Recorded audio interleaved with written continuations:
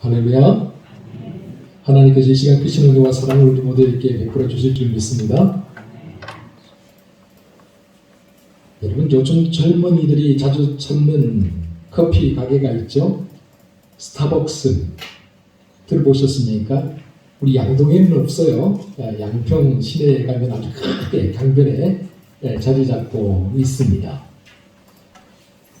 이 스타벅스의 로고를 살펴보면 매력적인 여성의 모습이 새겨져 있는데 그 이름이 원래 세이렌입니다.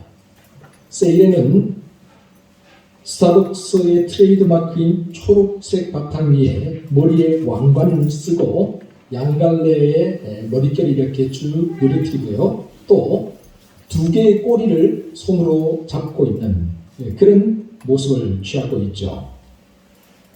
사람들이 흔히 세이렌을 이너라고 알고 있지만 사실은 ним프, 요정입니다. 저 유명한 호메로스가 지은 오디세이아를 보면 세이렌은 아름다운 여성의 얼굴을 하고 날개와 몸이 새인 그런 반인 반수라는 것을 알 수가 있습니다. 이 세이렌은 천상의 목소리를 가졌다고 하죠. 그래서 그 목소리를 들으면 사람들이 황홀경에 빠져든다고 합니다. 세이렌은 이탈리아 서부 해안의 절벽과 바위로 둘러싸여 있는 세이렌은 스코플리에서 살았는데요. 그런데 바다를 항해하던 배가 이 세이렌들이 살던 섬으로 가까이 다가오게 되면 세이렌이 그 배에 가서 노래를 부른다고 합니다. 그러면 선원들이 너무 아름다운 목소리에 반해가지고 정신을 잃어버린다고 하죠. 이 세이렌이 그 선원들을 유혹해서 바다로 뛰어들게 만들어 선원들이 모두 죽게 만들고 또 배는 바위에 부딪혀서 난파되게 한다고 하죠. 왜 이렇게 하느냐? 세이렌은 사람들이 자기들이 사는 섬에 다가오는 것을 거부했기 때문입니다. 그래서 사람들은 세이렌을 가리켜서 유혹의 대명사라고 그렇게 부릅니다. 상술에 능한 스타벅스가 이것을 모를 리가 없겠죠. 그래서 세이렌처럼 사람들을 유혹해서 보여들게 하기 위해서 그런 로고를 심었다라고 사람들이 이야기를 합니다.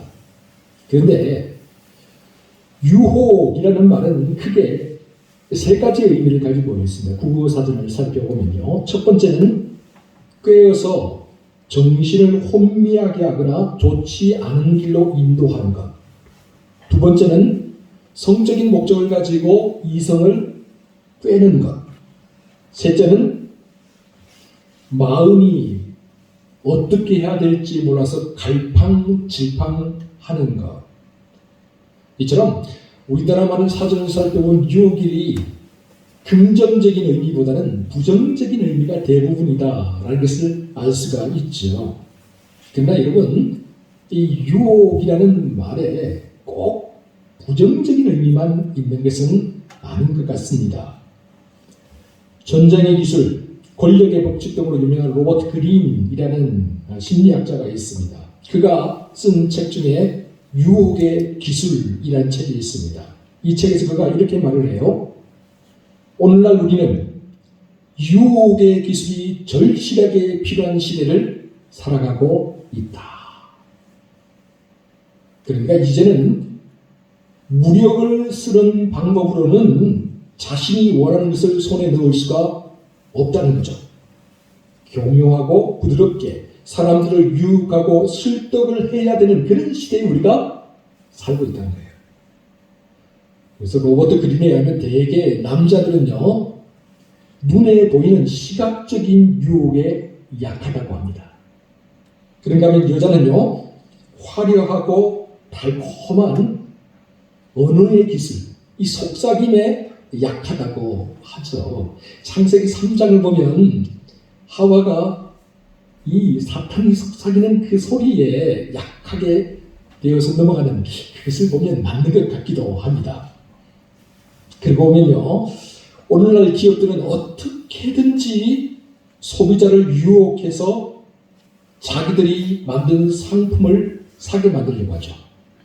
예술가들은 어떻습니까? 어떻게든지 일반 대중을 유혹하여서 자기들이 만든 예술품을 보고 듣고 관심을 가지게 만들려고 하죠. 특히 정치가들 어떻게든 사람을 유혹해서 자기에게 표를 던지게 만들고 자기의 말을 믿게 만들려고 하죠. 이처럼 오늘 우리가 살아가는 세상을 가만히 보면 유혹으로 가득하다라는 것을 알 수가 있습니다. 그것이 좋은 의미든 아니면 부정적인 의미든 끊임없이 유혹이 밀려드는 그런 세상에서 우리가 살아가고 있다라는 것이지요. 그렇다면 이렇게 끊임없이 밀려드는 유혹 속에서 살아가면서 우리가 어떻게 해야 이 유혹을 바르게 분별하며 하나님 앞에서 진솔하고 담백하게 살아갈 수 있을까요? 오늘 본문을 통해서 우리가 한번 그 답을 찾아봤으면 좋겠습니다. 오늘 본문을 보면 주님이 마귀에게 시험을 받는 내용이 나와 있죠. 시험을 받다. 여기에서 temptation입니다. 이게 우리나라 말 시험과 유혹이 구분이 잘 안 되어서 막 쓰고 있는데 사실은 유혹으로 번역하는 것이 더 정확한 거죠. 그런데 오늘 저는 예수님이 받으신 세 가지 유혹과 더불어서 예수님이 그 세 가지 유혹을 어디서 받으셨는가? 세 가지 장소에 대해서도 한번 살펴보면서 함께 은혜를 나누었으면 좋겠습니다. 먼저 첫 번째 장소, 첫 번째 유혹이죠. 본문 1절입니다. 함께 1절 말씀 읽어보겠습니다. 시작. 그때 예수께서 성령에 이끌려 마귀에게 시험을 받으러 광야로 가사. 예수님께서 성령에 이끌려서 광야로 나가서 40일 동안 금식하신 후에 마귀에게 유혹을 받으셨습니다. 그러니까 예수님께서 첫 번째로 유혹을 받으신 장소가 어디냐? 그곳은 바로 유대 광야였다라는 사실이죠. 실제로 이스라엘 성지 순례를 가보면 유대 광야 끝부분에 해당되는 그 지점에 예수님이 시험을 받으셨다고 이야기하는 시험산이 있습니다. 그런데 이 시험산에서 보면요, 서쪽에는 바로 요단강이 있고 남쪽에는 바로 여리고성이 있습니다. 내려가면은 바로 거기에 있어요. 가까이에 있어요. 근데 이 시험산은 아무것도 없는 민둥산, 돌멩이만 가득한 돌산이에요. 크고 작은 돌로 이루어진 산이죠. 이 시험산에서 아무것도 없는 돌멩이만 가득한 이 시험산에서 마귀가 예수님을 유혹합니다. 첫 번째 유혹입니다. 우리 본문 3절 같이 한번 읽어봅니다. 시작. 시험하는 자가 예수께 나와서 이르되 내가 만일 하나님의 아들이거든 명하여 이 돌들로 떡덩이가 되게 하라. 아멘. 여러분, 예수님께서 무려 40일 동안 금식하셨어요. 물도 마시지 않고 아무것도 먹지 않고 40일을 금식하셨으니 얼마나 배가 고프겠습니까? 제가 한번 일주일 조금 넘게 금식을 해봤는데 그러니까 다 먹을 것처럼 보이더라고요. 눈앞에 있는 닭이 통닭처럼 보여요. 여러분, 시커먼 숯검댕이가 김밥처럼 보여요. 그렇지 않겠습니까? 배가 고프니까. 예수님이 40일 금식하셨으니 얼마나 배가 고프셨겠어요. 마귀는 이러한 예수님의 연약한 부분을 교묘하게 파고들어서 유혹하며 속삭였던 거예요. 하나님의 아들이라며. 그러면 이 돌이 떡이 되게 해봐. 우리도 언제 어디서나 먹고 사는 문제로 유혹을 받을 때가 많습니다. 특히 우리가 굶주렸을 때, 우리가 있는 자리가 아무것도 없는 돌멩이밖에 없는 그런 민둥산, 돌산에 우리가 자리 잡고 있을 때 자꾸만 이 돌들이 떡이 되었으면 좋겠다. 이 돌들을 하나님이 떡으로 만들어 주셨으면 좋겠다. 그런 마음이 우리에게 찾아와요. 나도 모르는 사이에. 이처럼 우리가 하나님 말씀에 귀를 기울이지 않고 자꾸 먹고 사는 문제에만 집중하다 보면, 우리가 원초적이고 본능적인 문제에만 매달리다 보면 마귀의 유혹하는 소리가 자꾸 들려오고요. 결국에는 이 마귀의 유혹에 덜컥 넘어가 버리게 된다라는 것이죠. 여러분, 칠면조, 야생 칠면조 잡는 방법 아십니까? 야생 칠면조를 잡기 위해서는 먼저 나무로 그렇게 우리를 만들죠. 칠면조가 넘어가지 못하게 아주 튼튼하게 만들어요. 그리고 그 우리로 들어가는 길목을 길다랗게 해서 그 앞에다가 칠면조가 저는 먹이를 하나 이렇게 놓아둡니다. 그러면 이 야생 칠면조가 와서요, 그 먹이 먹는 재미를 따라서 쭉쭉쭉 따라가면서 우리로 들어가는 거예요. 들어가면 다 들어가게 되면 나무로 된 해자를 탁 내려서 우리 문을 탁 가두어 버리는 거예요. 그러면 야생 칠면조가 아무리 발부둥을 쳐도 이 우리를 벗어날 수가 없습니다. 한번 들어가게 되면. 이처럼 마귀는 돌멩이로 가득한 민둥산 시험산에서 이 돌들로 떡을 만들어서 먹으면 되지 않느냐라고 그렇게 예수님을 유혹했습니다. 그렇다면 예수님은 이런 유혹에 어떻게 대처하셨을까요? 본문 4절입니다. 한번 같이 4절 읽어보겠습니다. 시작. 예수께서 대답하여 이르시되 기록되었으되 사람이 떡으로만 살 것이 아니요 하나님의 입으로부터 나오는 모든 말씀으로 살 것이라 하였느니라 하시니. 아멘.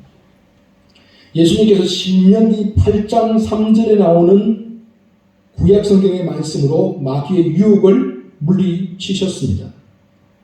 이처럼 지금 당장 먹고 살아가야 하는 문제, 눈앞에 놓인 의식주의 문제, 주님이 공생애를 시작하기 전에 통과해야 될 첫 번째 관문, 첫 번째 유혹이 무엇이었느냐? 바로 이 의식주의 문제였다라는 거죠.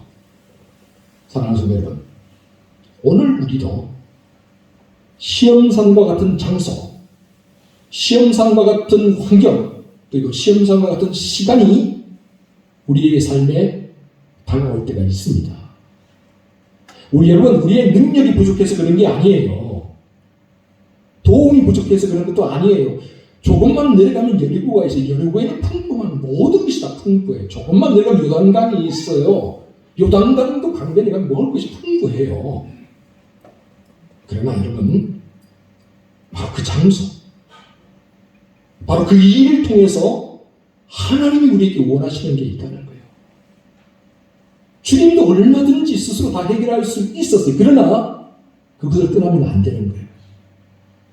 먹고 사는 의식주의 문제는 우리가 반드시 넘어가야 될 시험이고 우리가 반드시 통과해야 될 관문 중에 하나라는 거예요. 그리고 우리는 그 관문을 통과할 때 반드시, 여러분 기억하세요? 하나님의 말씀으로 통과해야 합니다. 다른 길은 없어요. 하나님과 상관없이 내 지혜로, 하나님과 상관없이 내 능력으로 이 문제를 해결하려고 하다 보면 일이 엉킨 실타래처럼 점점 자꾸만 꼬여드는 거예요. 여러분, 우리 눈에 보이는 대로, 우리 귀에 들리는 대로 그렇게 따라가서는 안 됩니다. 그러다가는 우리도 모르는 사이에 야생 칠면조처럼 마귀의 유혹의 덫에 걸리게 돼요. 그러므로 2022년 한 해 동안 그 무엇보다도 하나님의 말씀에 붙들려 살아가는 저와 여러분 모두가 되시기를 바랍니다. 다음으로 두 번째 장소, 두 번째 유혹이죠. 우리 본문 5절입니다. 함께 5절 읽어보겠습니다. 시작. 이에 마귀가 예수를 거룩한 성으로 데려다가 성전 꼭대기에 세우고. 아멘. 예수님께서 마귀에게 유혹을 받으셨던 두 번째 장소가 어디입니까? 거룩한 성. 예. 누가복음 4장을 보면 이 거룩한 성을 콕 집어서 이야기해요. 예루살렘 성이라고 이야기를 합니다.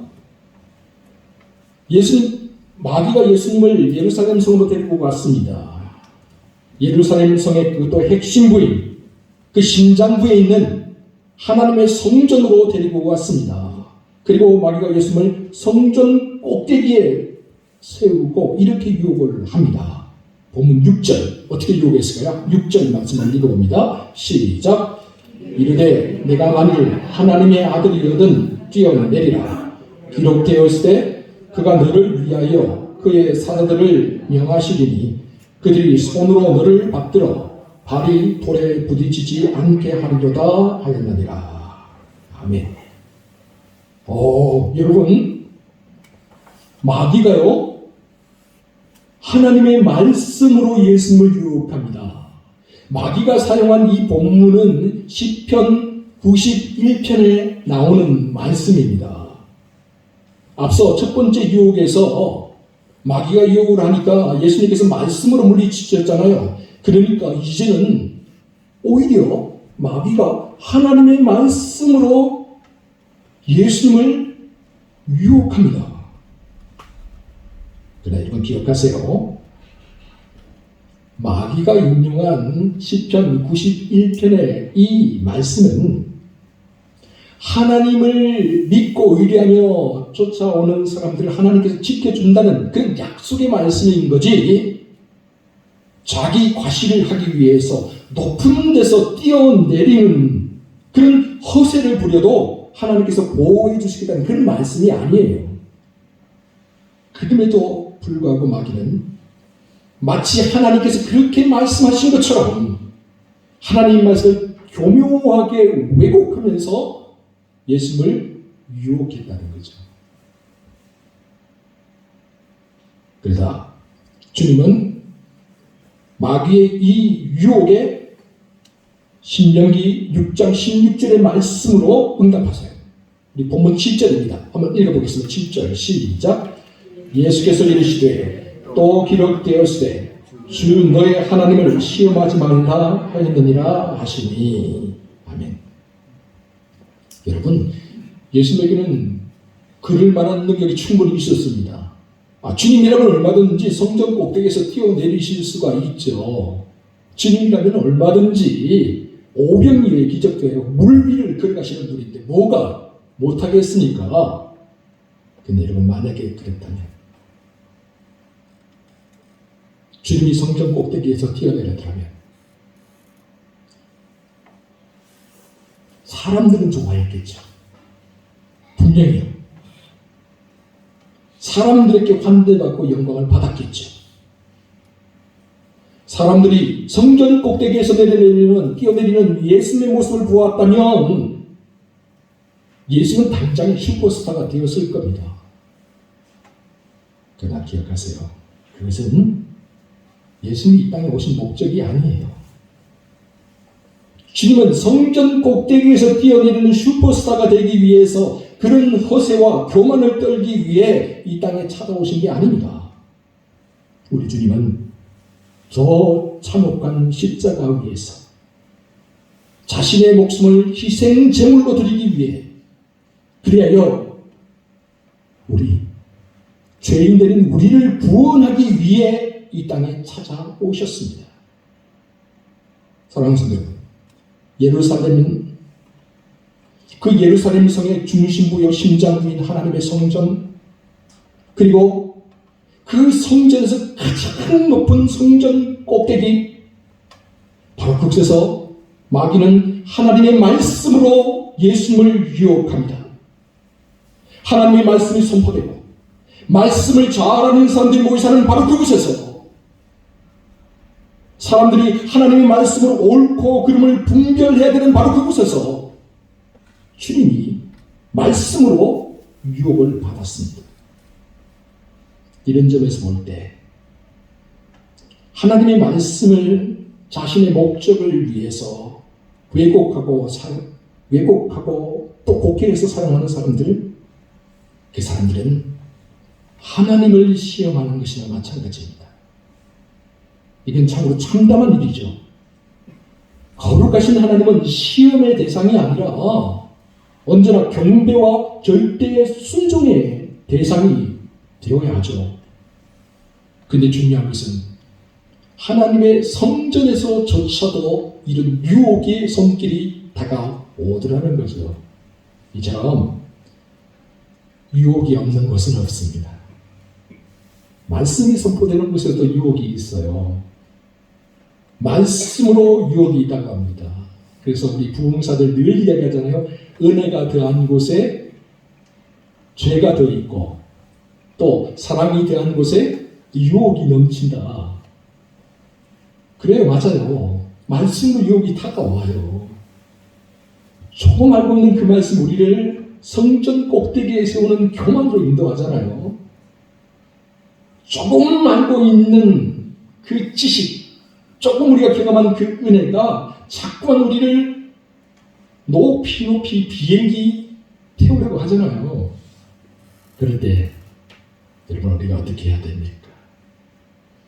여러분 분명합니다. 그럴 때 우리에게 필요한 것은 단 한마디예요. 주 너의 하나님을 시험하지 말라. 그 어떤 경우에도 하나님을 시험해서는 안 됩니다. 주 너의 하나님을 시험하지 말라. 2021년 한 해 동안 이 말씀을 가슴에 새기고 살아가는 저와 여러분 모두가 되시기를 주의 이름으로 축원합니다. 이제 마지막으로 세 번째 장소, 세 번째 시험으로 한번 가볼까요? 본문 8절과 9절입니다. 8절, 9절을 우리 함께 읽어보겠습니다. 시작. 마귀가 또 그를 데리고 지극히 높은 산으로 가서 천하 만국과 그 영광을 보여 이르되 만일 내게 엎드려 경배하면 이 모든 것을 내게 주리라. 세 번째 유혹을 하기 위해서 마귀가 예수님을 데리고 지극히 높은 산으로 갔습니다. 성경학자들은 본문에 나오는 이 지극히 높은 산이 어딜까 궁금해해요. 그래서 어떤 성경학자들은 이 지극히 높은 산이 이스라엘에서 가장 높은 만년설로 덮여 있는 헐몬산이었을 것이다. 그렇게 주장합니다. 그러니까 또 어떤 성경학자들은 모세가 요단강 건너편 느보산에서 가나안 땅을 바라보며 죽었던 그 모세가 죽었던 느보산, 바로 이 느보산이 지극히 높은 산일 것이다. 그렇게 또 이야기하기도 합니다. 그러나 여러분 가만히 보면 우리가 잘 알고 있는 그 어떤 높은 산에 올라가도 천하 만국이 다 보이질 않아요. 그 영광이 다 보이지 않죠. 그런 점에서 본다면 이 지극히 높은 산은 실제 하는 산이 아니라 영적인 의미에서 지극히 높은 산이다라고 보아도 무방할 것 같습니다. 그러니까 마지막으로 예수님께서 받으셨던 유혹, 그것은 깊은 영적인 유혹이었다라는 거죠. 마귀는 마지막으로 자신에게 경배하면 천하 만국과 그 영광을 모두 다 주님께 주겠노라. 그렇게 말하면서 유혹을 했습니다. 이것은 뭡니까? 좀 더 잘 먹고, 좀 더 잘 입고, 좀 더 많이 소유하고, 이 세상에서 좀 더 편하게, 좀 더 높은 자리에서, 좀 더 높은 위치에서 그렇게 살아가라는 유혹이에요. 그러니까 경배의 대상을 하나님이 아니라 세상으로 바꾸라는 이야기예요. 마귀는 이 세상의 모든 부귀와 영화가 근본적으로 하나님을 거역하는 죄악에 깊이 뿌리 내리고 있다는 사실을 뒤에 감추어 둔 채 오직 눈에 보이는 당장 우리 눈앞에 있는 그 영광스럽고 화려한 모습을 우리에게 보여주면서 다가와서 유혹한다는 거죠. 내게 엎드려 한 번만 전해봐. 그러면 이 모든 것을 너에게 다 줄게. 아무도 보지 않잖아. 아무도 모를 거야. 딱 한 번만 고개를 숙여. 그러면 돼. 그러면 이 모든 건 너에게 다 줄게. 그렇다면 이런 마귀의 유혹을 예수는 어떻게 물리치셨을까요? 본문 10절이죠. 10절 말씀 함께 읽어봅니다. 시작. 이에 예수께서 말씀하시되 사탄아 물러가라. 기록되었으되 주 너의 하나님께 경배하고 다만 그를 섬기라 하였느니라. 아멘. 오직 하나님께 경배하고 하나님만을 섬기라. 이 말씀은 신명기 6장 13절에 나오는 말씀입니다. 내 하나님 여호와를 경외하며 그를 섬기며 그의 이름으로 맹세할 것입니다. 오직 하나님만을 경외하고 섬기면서 살아라. 여러분 혹시 알버트 슈바이츠라는 사람에 대해서 들어보신 적이 있나요? 1875년 프랑스에서 슈바이츠가 태어났죠. 근데 어린 시절부터 음악에 남다른 재능이 있었다고 합니다. 그래서 그가 다니던 퀸스바 교회에서 오르간을 어릴 때부터 연주했다고 하죠. 대학에 가서는 신학과 철학을 전공을 했고요. 칸트의 종교 철학으로 박사학위를 받았습니다. 그 후에 그가 교수가 되었고 또 오르간 연주자로 유럽을 돌아다니면서 연주를 하게 되었죠. 수많은 사람들이 그래서 이 슈바이츠를 사랑하고 아끼고 존경했습니다. 정말 남부러울 게 없었죠.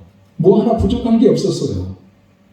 그러나 슈바이츠는 지극히 높은 산으로 가지 않았습니다. 날마다 수많은 유혹들이 있었지만 그는 지극히 높은 산을 향해 발을 내딛지 않았어요. 그는 오히려 그의 인생길을 지극히 낮은 곳을 향해서 발걸음을 옮겼습니다. 하루는 슈바이츠가 프랑스 선교단이 아프리카를 다녀와서 보고를 하는 그 보고대회에 참여하게 되었습니다. 그 보고를 들어보니까 아프리카 흑인들이 병에 걸려도 치료할 의사가 그들을 돌봐줄 간호사들이 없어서 그냥 버려진 채로 죽어간다는 이야기예요.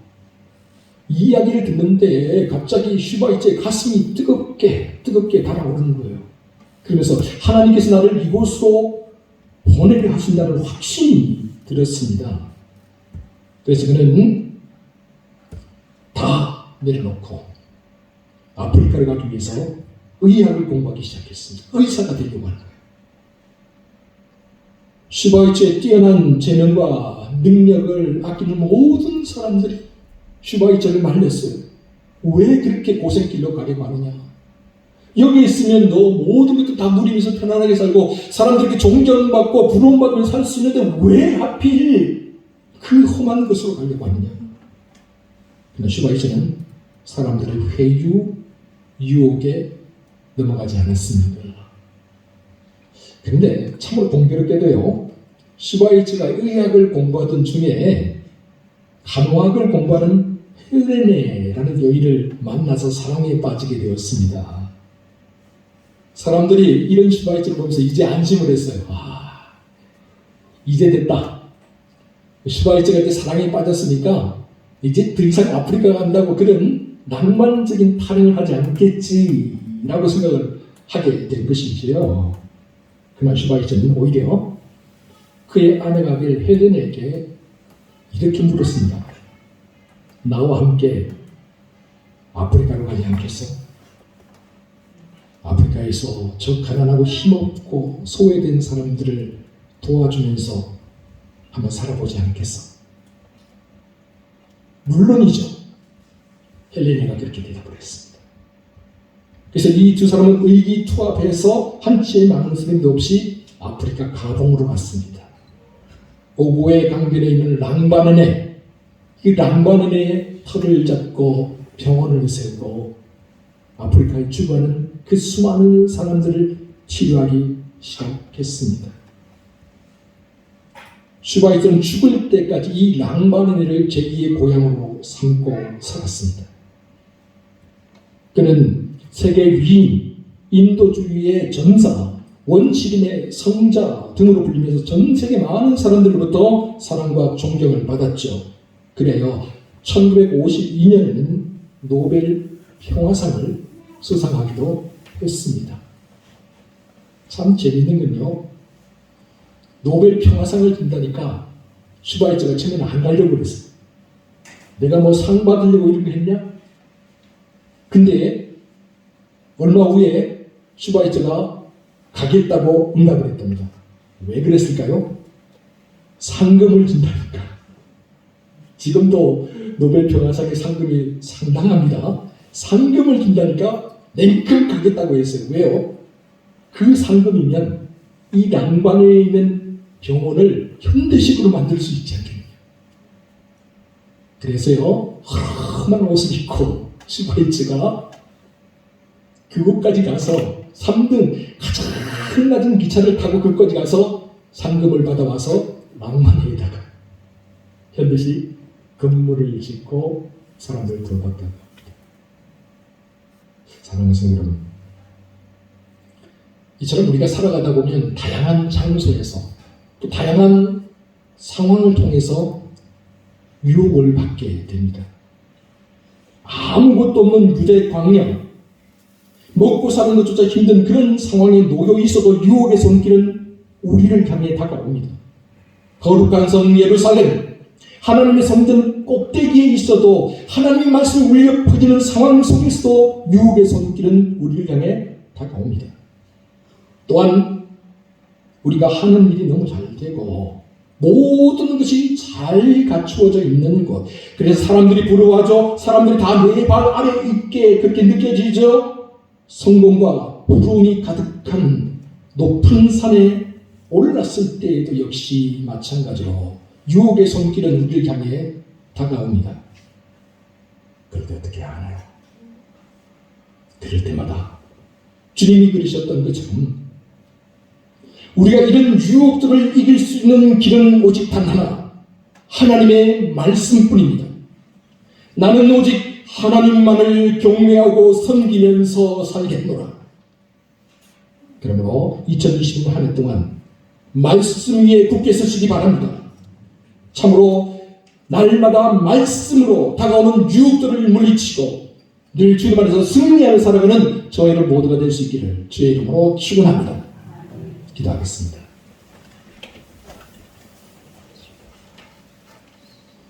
하나님, 우리가 살아간다는 것 자체가 유혹과 싸우는 삶이어야만 합니다. 우리가 머무는 장소, 또 우리가 머무는 시간, 우리에게 주어진 환경, 이 모든 것들을 통해서 유혹의 소비는 끊임없이 우리에게 다가옵니다. 그때마다 어떻게 해야 합니까?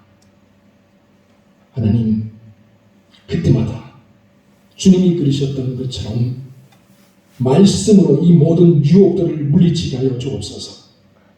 유혹을 이길 수 있는 힘이 내 안에 있는 것이 아닙니다. 내 의지에 있는 것이 아닙니다. 내 경험에 있는 것도 아니고 내 지식에 있는 것도 아닙니다. 오직 우리가 말씀 위에 섰을 때 그 말씀으로만 이 유혹들을 물리칠 수 있고 우리가 승리할 수 있습니다. 하나님이 원하시는 바른 길을 걸어갈 수 있습니다. 주님, 우리가 이 사실을 잊지 말고 2020년 한 해 동안 오직 말씀으로 모든 유혹들을 물리치며 나가는 우리 양도 가족들 되게 하여 주시옵소서. 모든 말씀 우리 구주 예수 그리스도의 이름으로 기도하옵나이다. 아멘.